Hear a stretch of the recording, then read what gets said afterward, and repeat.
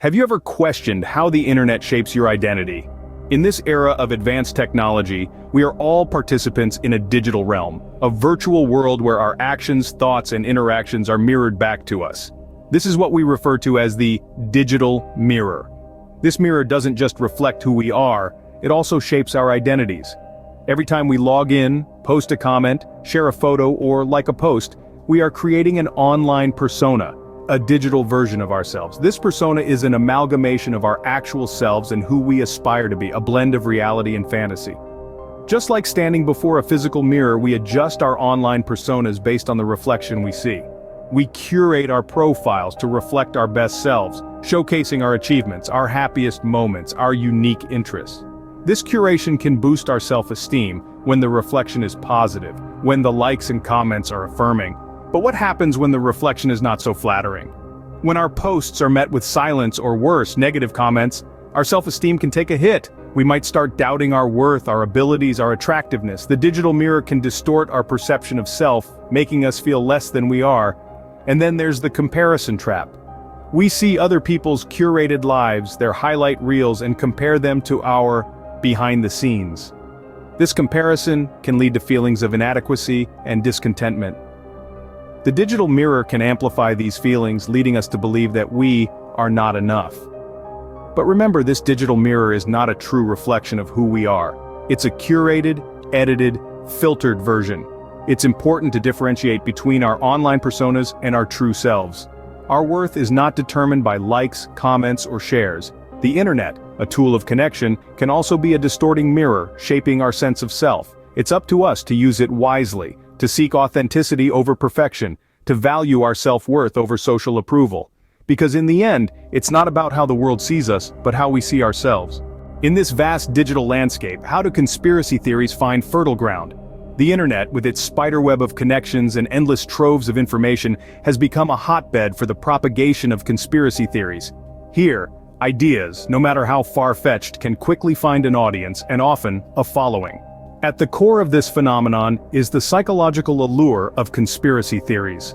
For many, these theories offer a sense of order in a chaotic world, providing simple explanations for complex problems. They tap into our innate desire to make sense of the world around us, to connect the dots, to uncover hidden truths. The internet, with its promise of boundless information, plays right into this. It's a digital buffet of ideas where anyone can cherry-pick facts and narratives that align with their beliefs, reinforcing their worldview. The algorithms that power our social media feeds further amplify this echo chamber effect, showing us more of what we already believe and less of what challenges our views. Moreover, online communities centered around these theories offer a sense of belonging. In these virtual spaces, individuals find others who share their beliefs, validating their perspectives and strengthening their conviction. However, the spread of conspiracy theories online isn't without its risks. While they can foster community, they can also fuel division, fear, and even violence. Misinformation can lead to mistrust in institutions and authority, undermining our collective response to crises. Moreover, these theories can distract us from the real issues at hand. Instead of focusing on tangible problems and solutions, we may find ourselves lost in a web of conjectures and speculations. The internet, a platform for shared knowledge, can also be a breeding ground for misinformation and conspiracy theories. As we navigate this digital landscape, it's crucial that we approach information with discernment, questioning not just the narratives that challenge our beliefs, but also those that confirm them. Only then can we truly harness the power of the internet to enlighten, rather than mislead. In this interconnected world, how do prophecies find their voice? Just as the internet has become a platform for sharing ideas and information, so too has it become a platform for prophecies. The World Wide Web is like a vast, bustling marketplace where every voice, every belief, every prophecy can find a space to be heard. Now let's think about prophecies for a moment. They are essentially predictions or foretellings of what is to come, often delivered through spiritual or religious channels. They can instill a wide range of emotions in their followers, from hope and anticipation to fear and apprehension. But the internet, in its infinite wisdom, has provided a platform where these prophecies can be discussed, debated, and deciphered. This is a double-edged sword. On one hand, the internet allows these prophecies to reach a wider audience, giving more people the opportunity to find hope and purpose in them.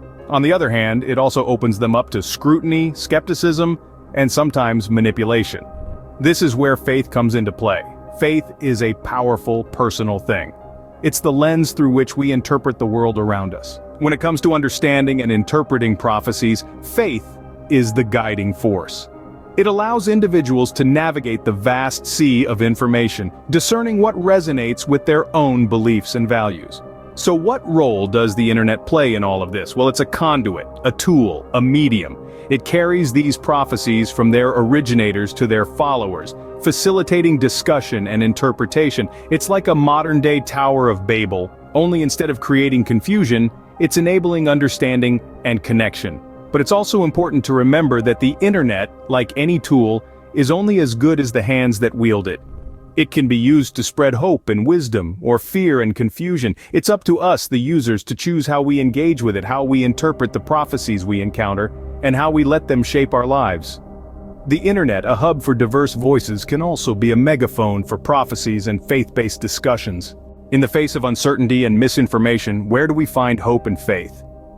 In this vast digital landscape, it's easy to feel overwhelmed, lost, even fearful. The constant bombardment of news, theories, and ideas can leave us feeling adrift, unsure of what to believe, unsure of where to turn. But there are three guiding lights that can help us navigate this complex and often confusing terrain: hope, faith, and honor for God. Hope is our beacon in the darkness.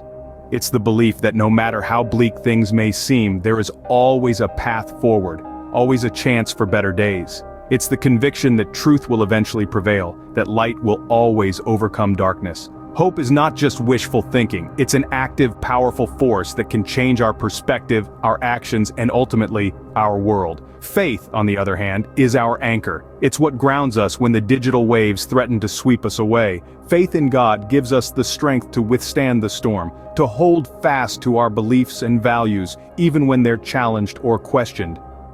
It's a shield against doubt and despair, a source of courage and resilience. Faith reminds us that we're not alone in our journey, that a higher power is watching over us, guiding us, protecting us. And then there is honor for God. This is our compass, our guide through the digital wilderness.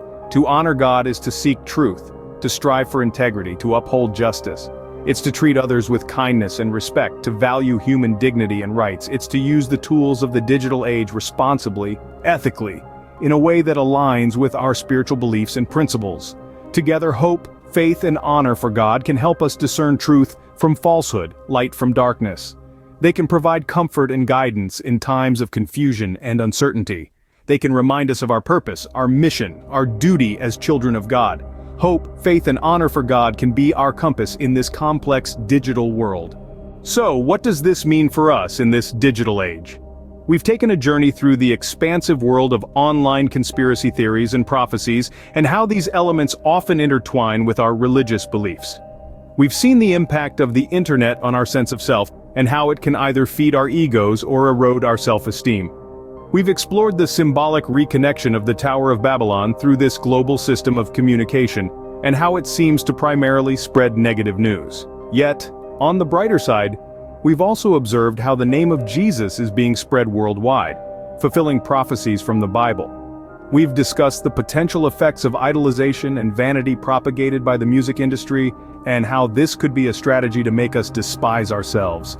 We've contemplated on the prophecies of Isaiah 13, Revelations 9:20, 21, and Revelation 6, 5, 12, and pondered whether we are indeed in the third seal. But where does this leave us? It emphasizes the importance of critical thinking, faith, and discernment in navigating the digital landscape. The internet is a powerful tool that can be used for both good and evil. It's crucial to examine the information we consume online with a discerning eye, questioning the sources and motives behind the content. But more than that, it's essential to reflect on how our online interactions shape our sense of self. Are we using the internet to feed our egos, or to grow and learn? Are we allowing the negativity and vanity to influence our self-worth? Finally, let us not forget the power of hope, faith, and honor for God. These are the guiding lights that can help us navigate through the digital landscape, separating truth from falsehood and leading us towards a path of righteousness and wisdom. As we conclude this exploration, it's important to remember that the internet is but a tool. It's how we use it that truly matters. As we navigate this digital landscape, let us remember the importance of hope,